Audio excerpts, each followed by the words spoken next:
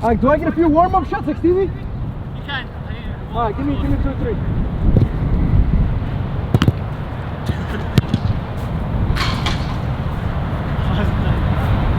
You gotta put that in the video. That's gonna be the intro.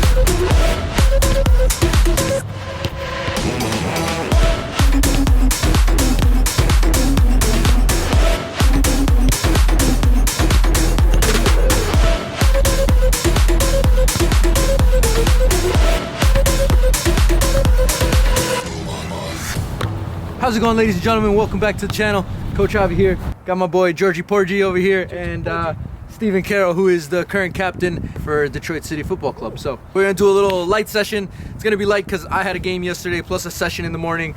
I know Stevie says he's a bit sore, and I know Georgie's always got some sort of an injury, or he's always sore for some reason. So we can never do a high intensity session with Georgie anyway.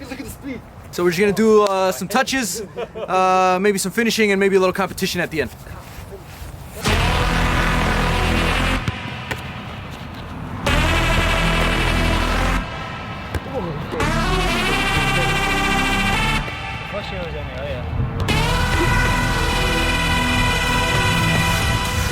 So in my last video, I talked about kind of what should be the focus of your individual sessions. Should you focus on tactical training, technical training? As you guys can see in this session, it's all just technical work. So we started off with a very, very simple passing pattern variation.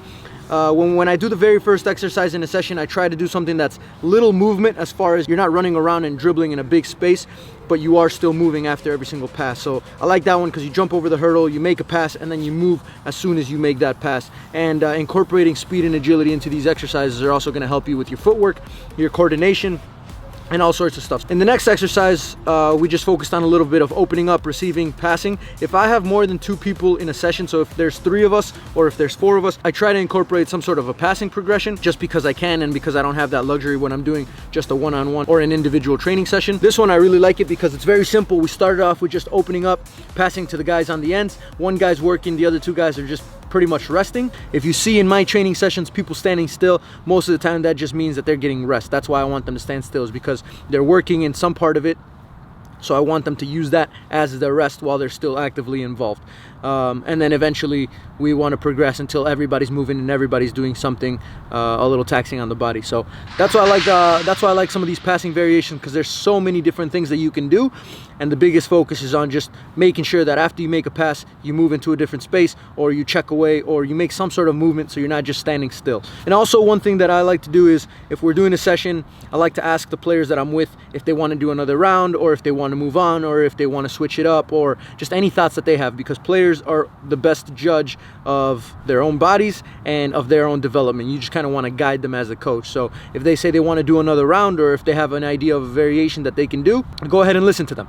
You know, even though you have a plan written down on a piece of paper and you worked on it really, really hard, if the players don't like it, or if they don't feel like they're getting enough out of it and they have their own ideas, that's essentially what you want to do, is open it up to the players and let them kind of guide their own development. And because we do a relatively strict training session, or a very touch-based training session, I also like to do a lot of fun stuff at the end. So if we can incorporate a fun challenge or some sort of fun exercise that gets the players competing, I like to incorporate those towards the end, because you always want to end the session on a good note. So challenges for me, especially shooting challenges, everybody wants to do those, and Coach Javi never loses, so I always try to incorporate those in there.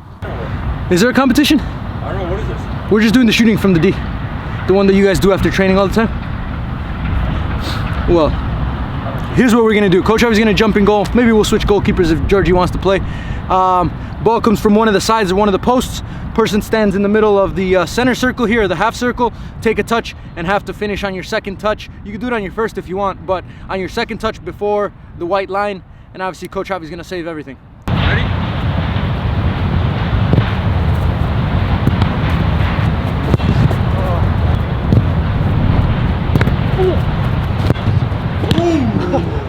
Over 2.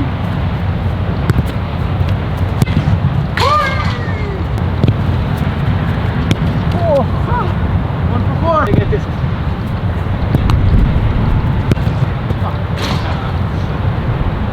Just want to let you guys know, Stevie's a center back, so you know, take it easy on him in the comment section. We always know who's going to win this challenge. Coach Javi and I decided to be nice, go second, so that Georgie can go last and have like a little bit of a mental advantage, because that's the only advantage he's really going to get.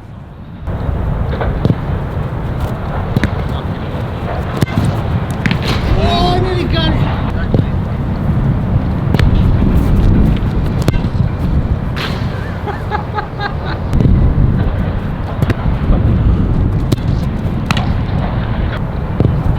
Stop this, rest of this. Go on!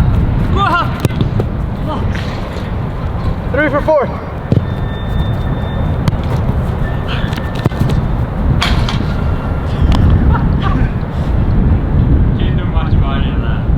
Hold on, you guys ever seen that Eric Cantona celebration? After he scores that chip? Maybe I'm not going to even try to, you know, my legs are feeling a little. Cantona. To his best. Eric Cantona is back. Normal service has been resumed. Listen, that's what I like to tell. This is what I like to tell the players when I play challenges against them: is it's not you, it's me. So don't get all down on yourself. It's not that you played bad or anything. You tried your best, but when it comes to challenges against Coach Javi, only Coach Javi can win.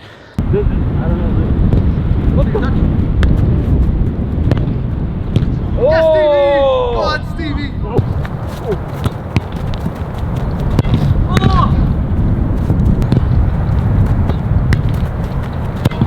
Oh, he's done it. What does that do? Come on. Oh, you still playing? Yes! Oh, no, that was terrible. What is that? Is that done? So as you can see, Stevie behind me, he's getting a few sprints in. Obviously he's been on vacation, and he's getting ready to go back into the preseason. So we did a light session for me and Georgie for the most part, but Stevie still wanted to do a few sprints. A good way for you to incorporate conditioning and fitness into your training regime is get a lot of touches on the ball. Don't sacrifice the amount of touches that you get on the ball in order to do fitness, because you can always add fitness very easily at the end. So we did a session that was relatively light intensity, but it was a lot of touches on the ball, and then at the end of the session, Stevie, all he needs to do is take 5 to 10 minutes to do a little bit of fitness, whether that means running some full field sprints or maybe some shorter suicides or something like that. So you can always incorporate that stuff at the end of the session. Yeah, so once again, if you guys have any questions or any suggestions for the next videos, make sure you guys comment those down below. Subscribe if you haven't already, so you guys can follow along with the journey, and of course hit the like on this video if you thought this was a good, informative, educational, and good video overall. So that's it for this video, guys. Until next time, adios, muchachos.